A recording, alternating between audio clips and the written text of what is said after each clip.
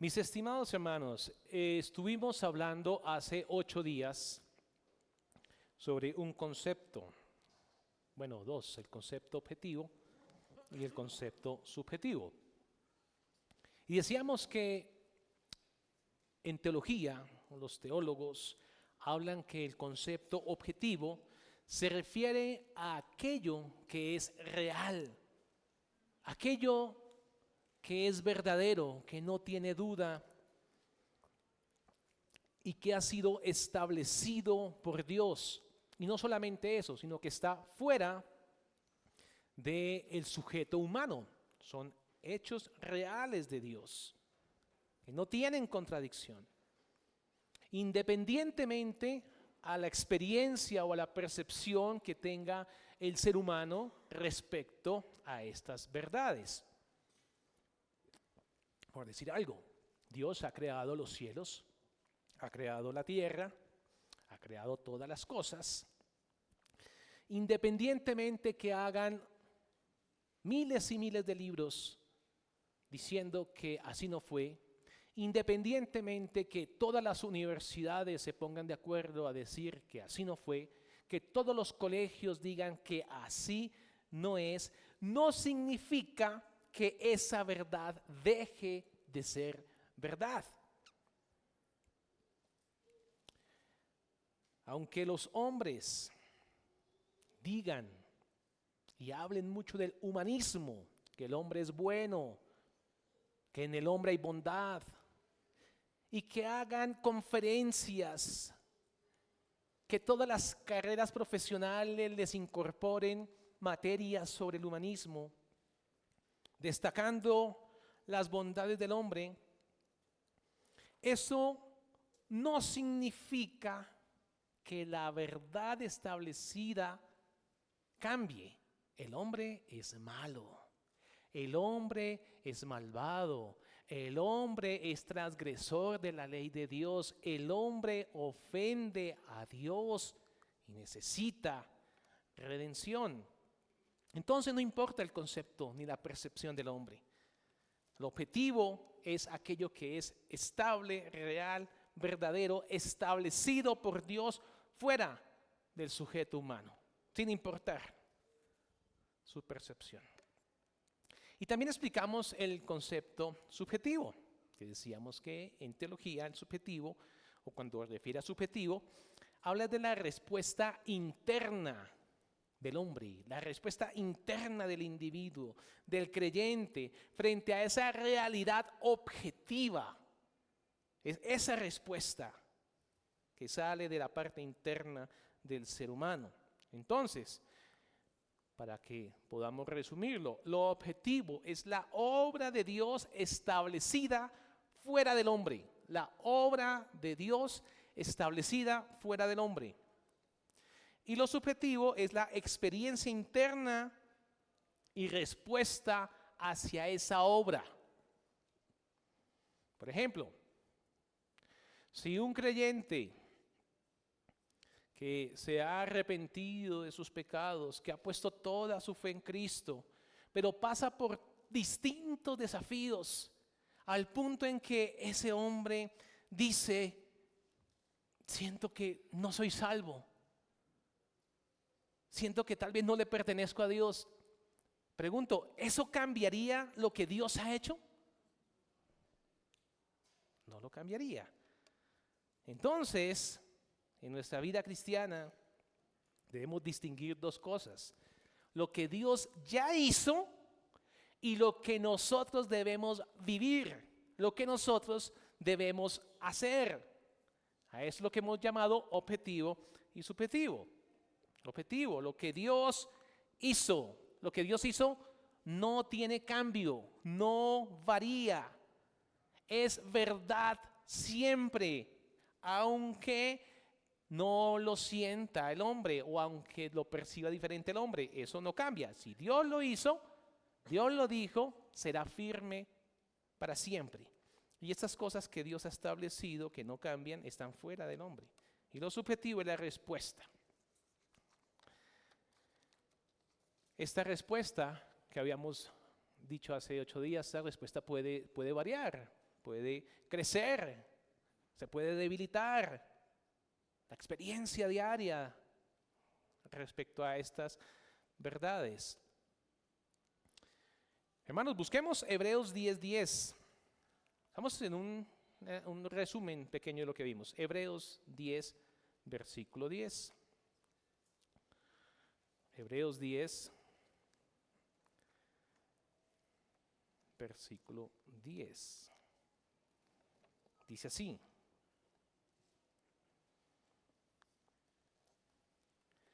En esa voluntad somos santificados. Dejémoslo solamente hasta ahí. Pregunto,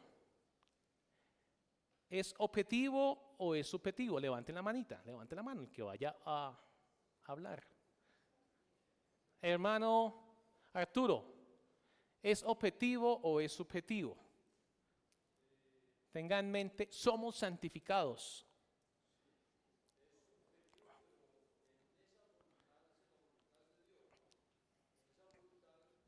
No, la frase somos santificados. Somos santificados. ¿Subjetivo? Tranquilo.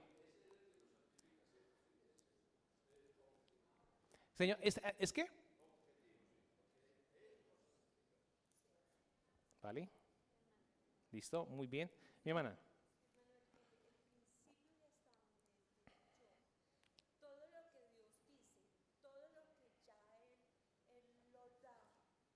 Lo estableció. Sí.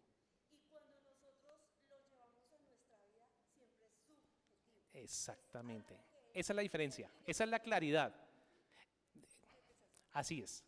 Tal cual como su merced lo tiene, lo acabo de definir, así es. Pero sí quiero que todos tengamos el mismo concepto, que todos hayamos captado la misma idea. Entonces, el hermano Arturo inicialmente dijo subjetivo y luego dijo que era objetivo. Entonces, cuando dice el texto bíblico, somos santificados, vendría a ser objetivo o subjetivo. Otra persona que levante la mano. Mi hermana.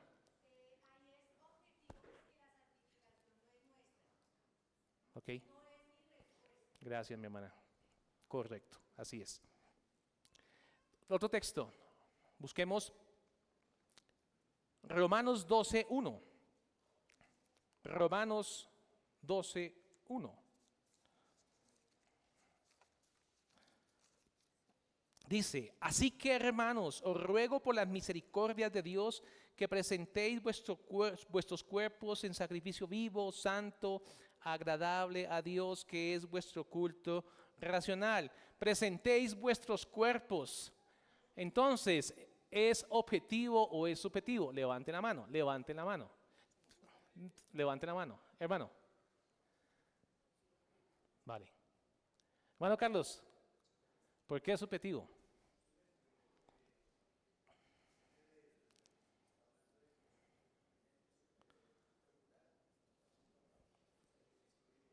Correcto, es subjetivo.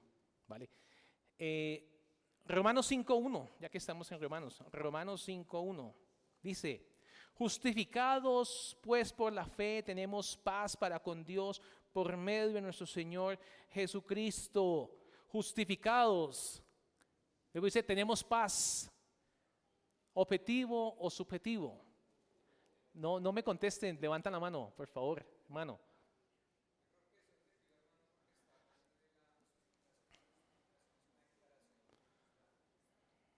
¿Vale?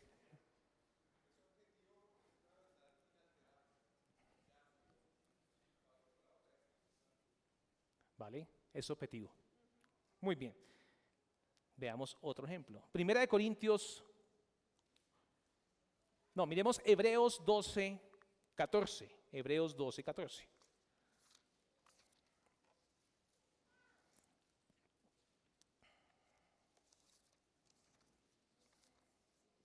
Hebreos 12:14. Dice así, seguid la paz con todos y la santidad sin la cual nadie verá al Señor. Levante la mano. Hermano Enrique. ¿Por qué?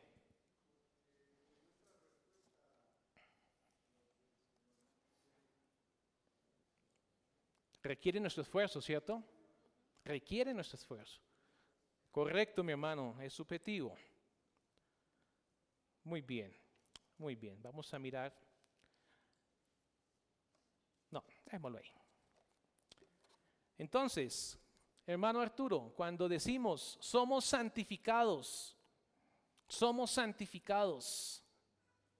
la iglesia es santificada, es apartada por Dios, es separada por Dios para que sea consagrada para Dios. Dios es el que la ha santificado, Dios es el que la ha separado. Eso viene a ser objetivo o subjetivo. Muy bien, hermano, adelante, siéntese. Entonces, hicimos esta distinción. Va a ser la última de unos hermanos que llegaron hace poco. Cuando dice el texto bíblico o un texto bíblico dice andad en el Espíritu. Varios textos bíblicos que nos mencionan a que debemos andar, caminar en el Espíritu. ¿Viene a ser objetivo o viene a ser subjetivo? ¿Señor? ¿Por qué?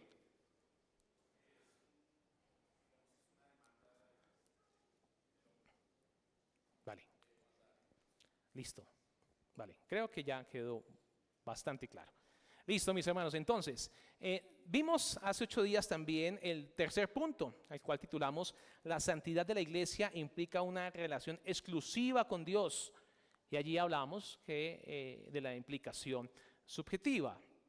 Miramos el texto de Efesios 5, 25, 27 y miramos el punto A que titulamos la santidad implica una transformación real y progresiva.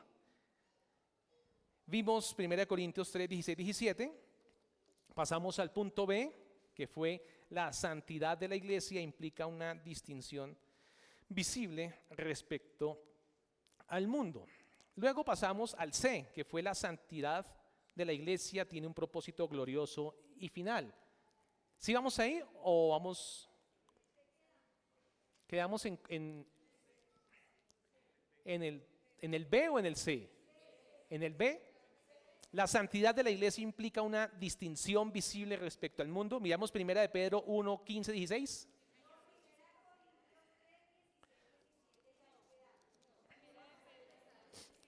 Primera de Pedro 1, 15, 16. Ese fue el texto que leímos al final.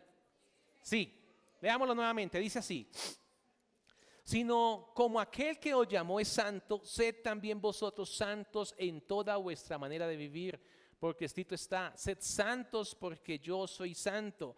¿Esto qué significa? Significa que la iglesia no puede adoptar valores, ni prácticas, ni criterios del mundo. Porque si los adopta, compromete su identidad y su identidad es santa. La santidad de la iglesia debe reflejarse claramente en su conducta, en la manera especial en que adoramos a Dios. ¿Eso qué va a evidenciar? Evidencia pues que pertenecemos a Él, pertenecemos a Dios, vivimos para su gloria. Entonces, esa santidad que ahora experimenta la iglesia será un día perfeccionada completamente. Esa santidad que hoy experimentamos, un día será perfecta, perfecta. Punto C. Ahora sí, la santidad de la iglesia tiene un propósito glorioso y final. Miremos Efesios 5, 27. La santidad de la iglesia tiene un propósito glorioso y final. La palabra de Dios enseña que la santidad de la iglesia tiene una consumación futura y garantizada. La iglesia llegará a feliz término. No solamente es una realidad presente que la iglesia es santificada objetivamente, sino que también es una promesa que alcanzará una perfección final. Y eso es lo que ha declarado el apóstol Pablo. Allá es que él ha apuntado cuando menciona en Efesios 5, 27. ¿Alguien encontró el texto? Efesios 5, 27. Por favor, para que lo lea. Sígame.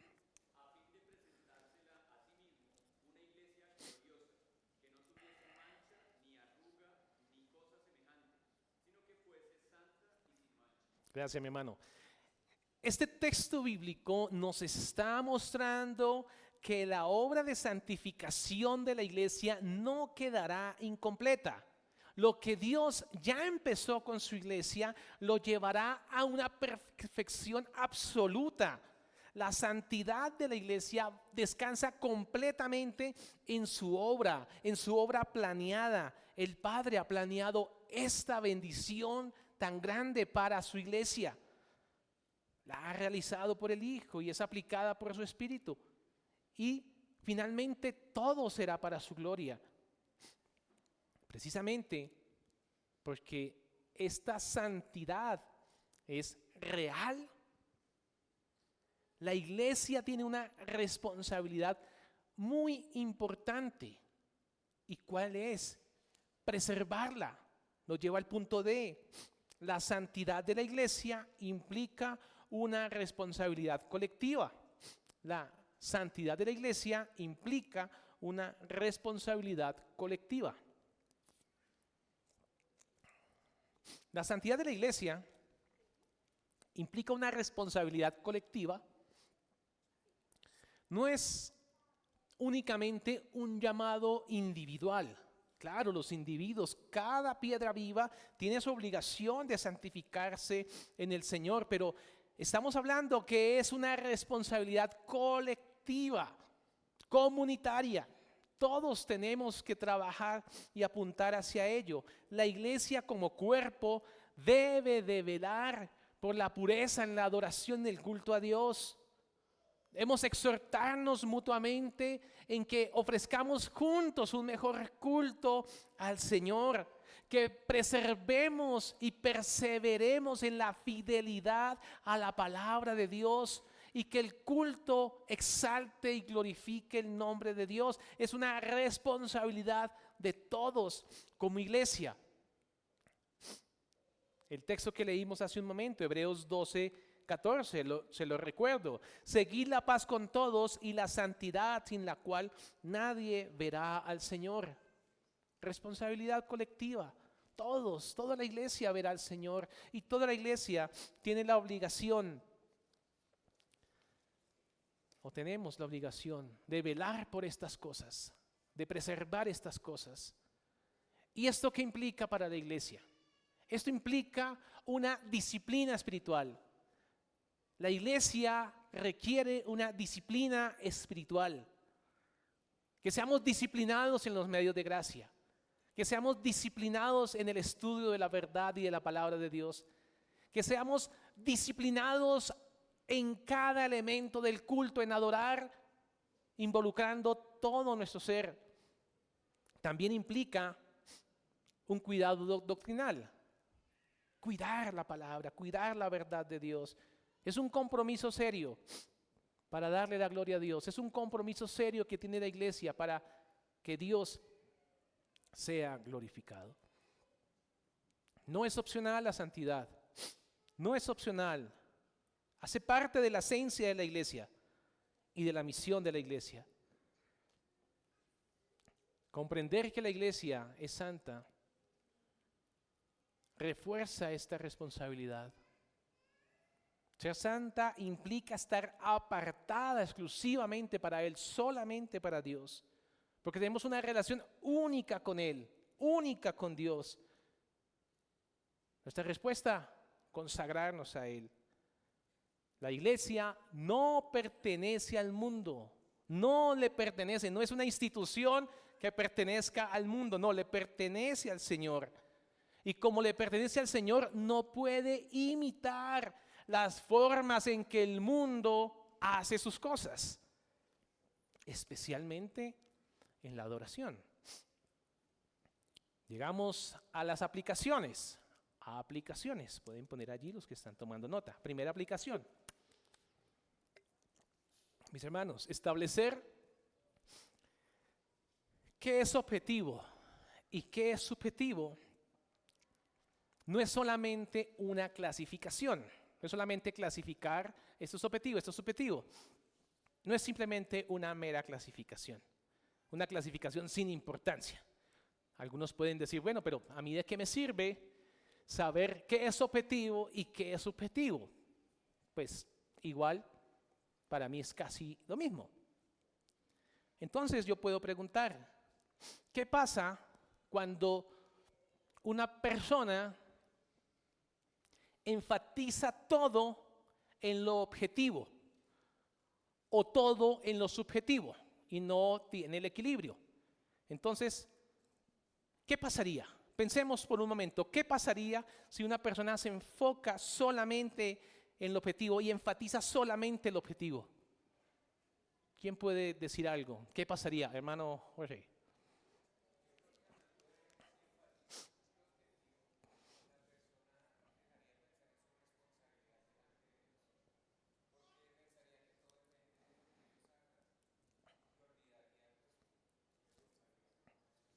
Gracias, mi hermano. Cuando se enfatiza solamente en el objetivo, se corre el peligro de caer en una falsa seguridad, despreciando una vida santa. Es decir, alguien puede decir, como lo decía el hermano, como Dios ya lo hizo todo, Dios ya hizo absolutamente todo, no importa la manera en que yo viva. ¿Y ahí qué está haciendo esa persona? Está separando la obra de Cristo de la transformación necesaria que produce la obra del Espíritu. La Escritura rechaza con firmeza esa idea. Miremos Romanos 6, versículos 1 y 2. Romanos 6, versículo 1 y 2 dice así: ¿qué pues diremos? ¿Perseveraremos en el pecado para que la gracia abunde? Y la respuesta es clara: en ninguna manera. Porque los que hemos muerto al pecado, ¿cómo viviremos aún en él? En ninguna manera.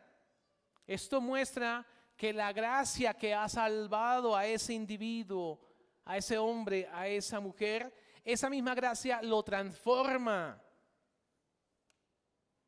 La santidad objetiva nunca es excusa para el pecado, nunca. Por eso es que cuando se interpreta mal este asunto del objetivo, muchos pueden llegar a razonar equivocadamente. Entonces puedo hacer lo que quiera.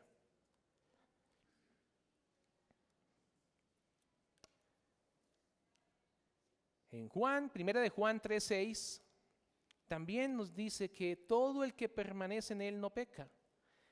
Y aquí, ¿qué indica? Que la verdadera unión con Cristo produce un cambio real. Por tanto, la santidad objetiva, sin una vida que ha sido transformada, no es comprensión del Evangelio, sino es una distorsión que es peligrosa.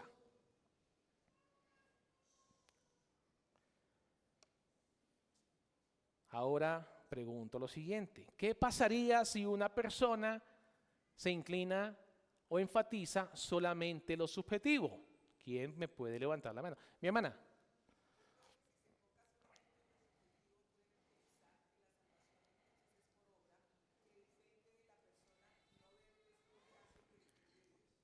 Mi hermana, excelente. Mi hermano.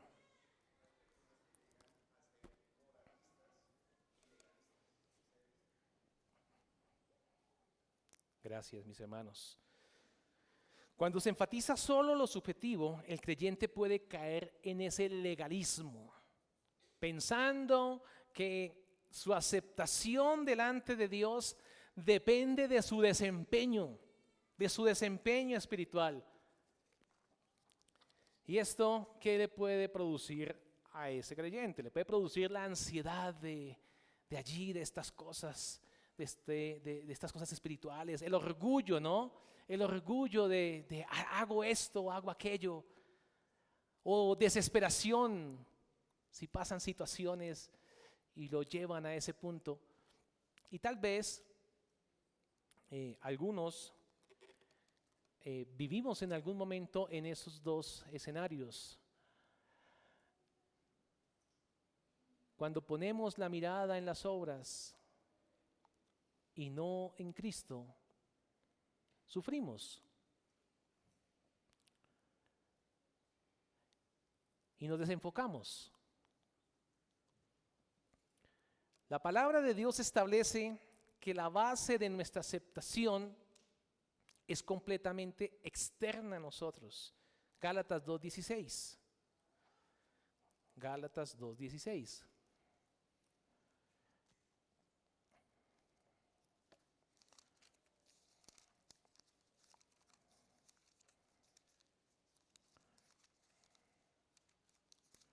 Dice así: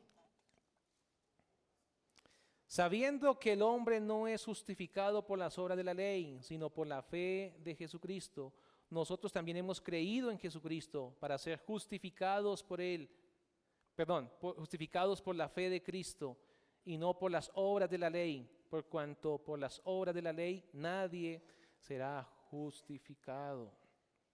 Y Efesios 2:8-9 dice que la salvación es por gracia, no es por obras.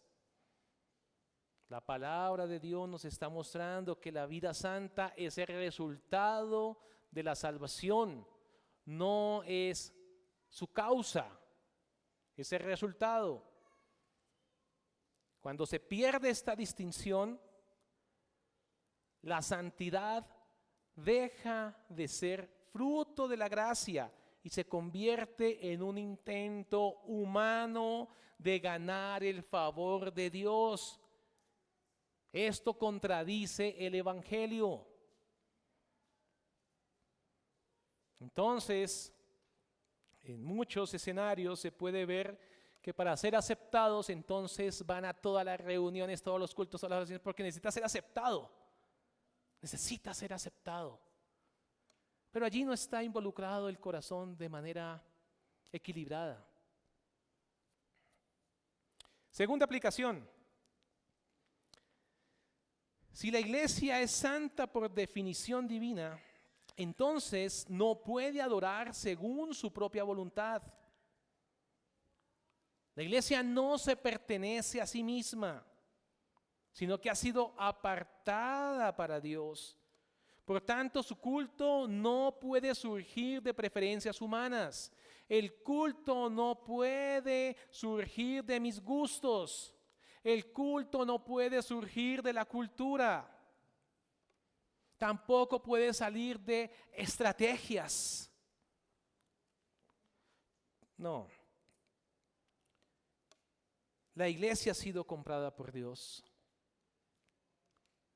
Y el apóstol Pablo dice: no sois vuestros, glorificad pues a Dios en vuestro cuerpo. Lo dice en 1 Corintios 6, 19 y 20. ¿Qué enseña este principio? Que este principio se extiende al culto. La iglesia no tiene la autoridad para diseñar su adoración conforme a sus preferencias, porque su identidad ha sido establecida por Dios, ha sido determinada solamente por Dios. La santidad implica que todo lo que la iglesia hace, y especialmente su adoración, especialmente el culto a Dios, debe estar bajo su autoridad divina. El culto no es un espacio para que autónomamente decidamos qué hacer y qué no hacer, sino que el culto es un espacio para que nos sometamos obedientemente a lo que Dios ha dicho que debemos hacer como iglesia.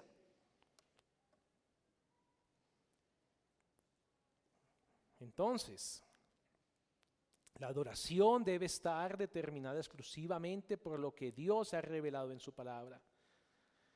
La iglesia debe examinar cuidadosamente todo lo que se realiza en el culto, en detalle.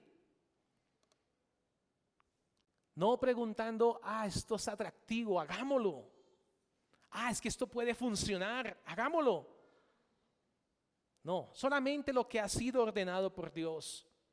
Solamente de esa manera vamos a reflejar verdaderamente nuestra identidad, que es la santidad de aquel. a quien estamos dirigiendo cada canto,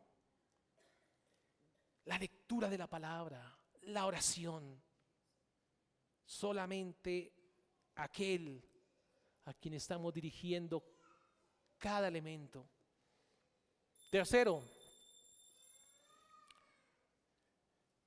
si la santidad de la iglesia tiene un fundamento objetivo en la obra de Cristo, entonces la adoración no es un medio para ganar aceptación de Dios, sino es una respuesta de agradecimiento a su obra perfecta, a su obra que ya ha sido consumada. Cristo ya ha santificado a su pueblo, ya el velo se rasgó, abrió un camino para que podamos ir a Dios. El culto no puede convertirse en un intento para que el hombre pueda ser aceptado. No es un intento humano para agradar a Dios por méritos propios, sino el culto. Debemos tener claro que el culto es para exaltarlo solamente a Él. El culto no puede convertirse en un intento humano para agradarlo a Él por los méritos propios, no. Es una aceptación divina. Dios ha aceptado a su iglesia y debemos desempeñarnos en el momento del culto con toda la intensidad de nuestro corazón, involucrarnos con toda nuestra mente, con todo nuestro ser, con la mayor intensidad que podamos hacerlo y ofrecer sacrificios de la mejor manera como podamos hacerlo. Hacer del culto un medio para ganar el favor de Dios es desconocer la suficiencia de la obra de Cristo y desplazar el evangelio hacia los méritos humanos. El culto no debe convertirse en una búsqueda de experiencias emocionales, como sí ocurrían en otros contextos de los que tal vez muchos de nosotros venimos. Buscábamos experiencias emocionales que validaran nuestra fe y nos dijeran, sí, entonces sí cree porque fue muy emocionante. Entonces, como fue tan emocionante, valida la fe.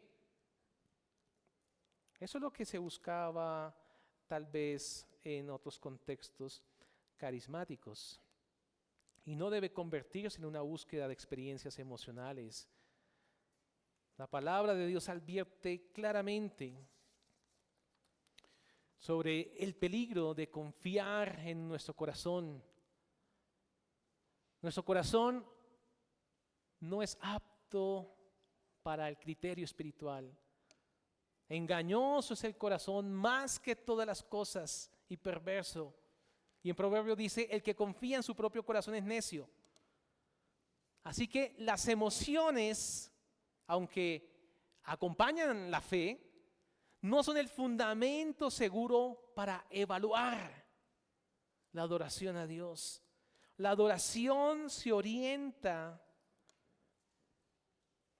es hacer lo que Él dice y adorarlo como Él dice. Si lo hacemos por las emociones, estamos dependiendo de algo inestable, de algo subjetivo, en lugar de descansar en la verdad firme que ya ha sido establecida por la palabra de Dios. La adoración verdadera es la expresión reverente que tiene un pueblo que ha sido redimido, que ha sido aceptado en Cristo. Esa es la adoración verdadera. No adoramos para ser recibidos. La iglesia adora porque la iglesia ya ha sido recibida, ya ha recibido la gracia de Dios. Adoramos porque vivimos bajo su gracia. Y esto produce un culto marcado de gratitud de fe, de obediencia a Él, donde el centro de nuestro culto no es la experiencia del hombre, sino es a Él darle toda la gloria, solamente a Él sea la gloria. Por eso es que la iglesia adora con reverencia, adora con confianza. No busca validarse a sí misma, sino está respondiendo con gozo y con humildad por una obra perfecta que Cristo ya hizo en ese creyente, en esa creyente. Cuarta aplicación.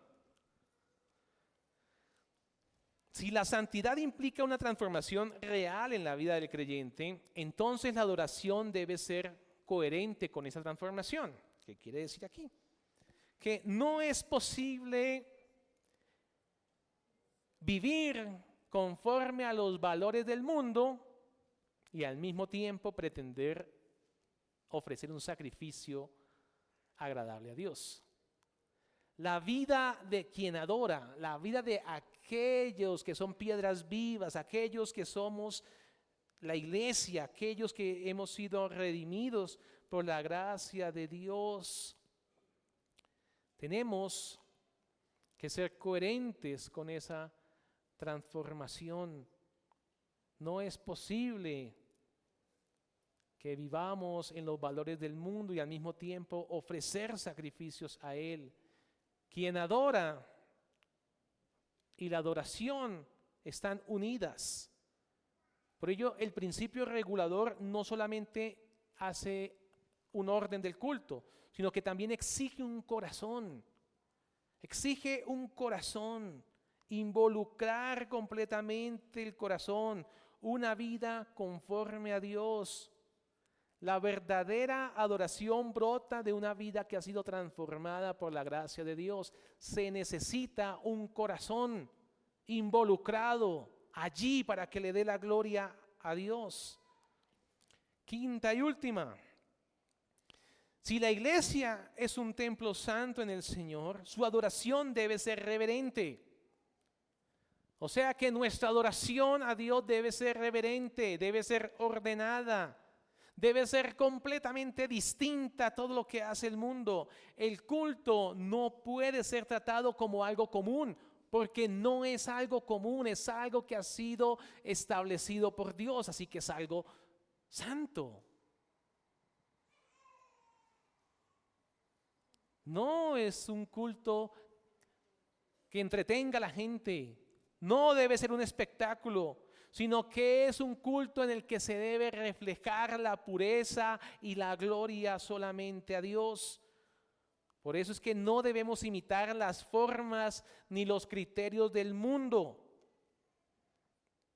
El principio regulador protege precisamente esa santidad del culto, asegurando que lo sagrado, lo que es sagrado para Dios, lo que es sagrado, que debe ser sagrado y preservado por la iglesia, no debe ser trivializado. Debemos darle el valor que tiene a nuestro culto, al culto que ofrecemos a Dios. Ofrecerlo conforme a la voluntad de Dios y con el debido temor reverente. Y termino con esta frase. Aquí terminamos este tema. Un Dios santo exige un culto santo.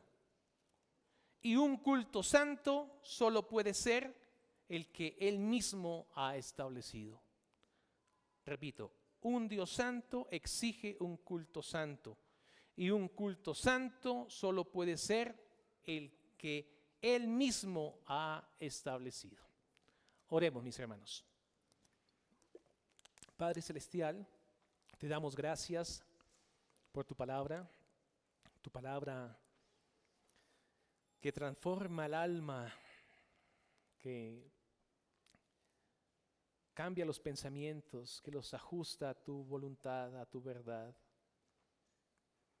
Tu palabra, Señor, que guía a la iglesia, que fortalece y es luz en el caminar de tu iglesia. Te pedimos que tu palabra brille con poder, guiándonos a cada uno de nosotros como iglesia en darte a ti la gloria en todas las cosas. Ponemos en tus manos, Señor, lo que resta de tu santo día, especialmente el culto que viene a continuación, lo ponemos en tus manos para que podamos ofrecer sacrificios con un corazón completamente involucrado. A ti sea la gloria, Padre, en el nombre de Jesús. Amén.